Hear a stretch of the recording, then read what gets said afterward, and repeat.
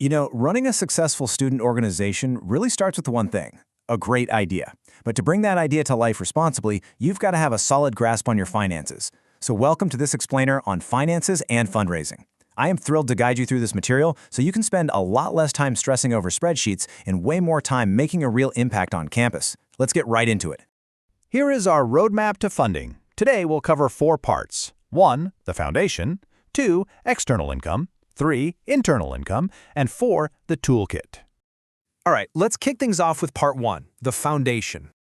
Let's talk about your general finance responsibilities. You've got 4 main ones. Keep accurate records, remain accountable for debts, operate as a nonprofit, and adhere to Yale regulations. Honestly, these are your bedrock. Staying on top of these simply ensures your organization stays in good standing year after year.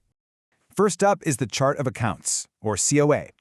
Think of this as your organization's internal account for any Yale-related expenses, and it always starts at a zero balance. You'll use this to coordinate transfers for university services, and you can easily request funds right through Yale Connect. But, and this is a major but, here is a crucial warning. A negative COA balance in the spring means no re-registration in the fall. You literally will not be able to re-register, so please monitor that balance carefully. Now, if you want to bring in outside funding, you're going to need an EIN, which stands for Employer Identification Number. Basically, it's a federal tax ID required to open an outside bank account and receive external funds. Because checks are going to be made out to your organization's name, you have to have that outside bank account to deposit them.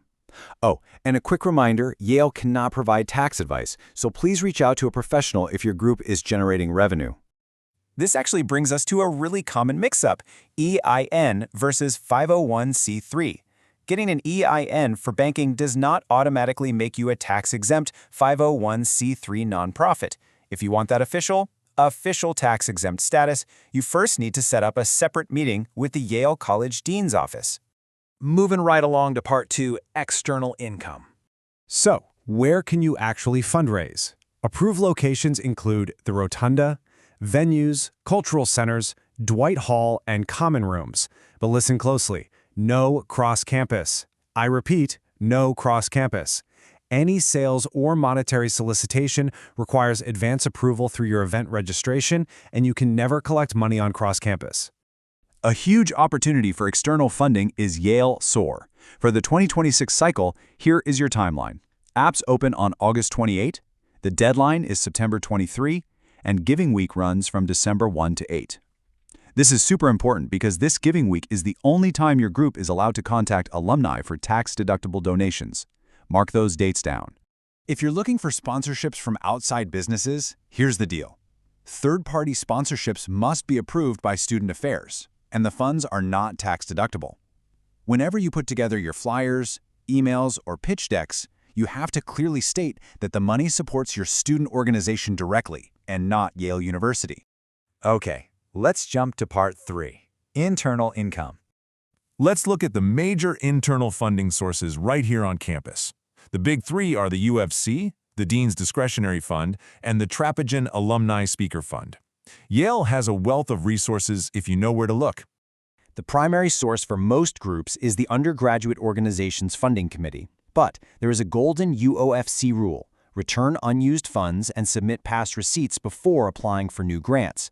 Basically, you have to close out your old business before you can ask for new funding.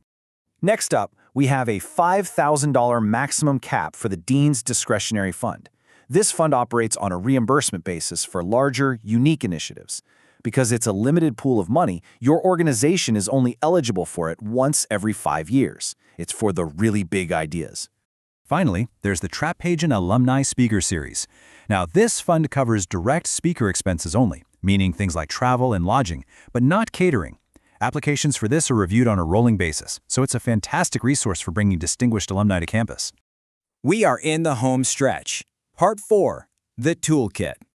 The best part is, you don't have to navigate any of this alone. Meet your SOC. That stands for Student Organization Consultant. Your SOC is a friendly peer guide who can help you navigate funding applications, figure out the rules, and use Yale Connect.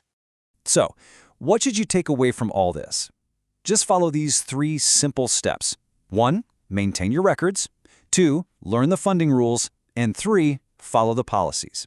For everything we've talked about today, head over to studentorgs.yalecollege.yale.edu. You've got the tools, the knowledge, and the support to make incredible things happen this year. So, how will you use these resources to bring your next big idea to life?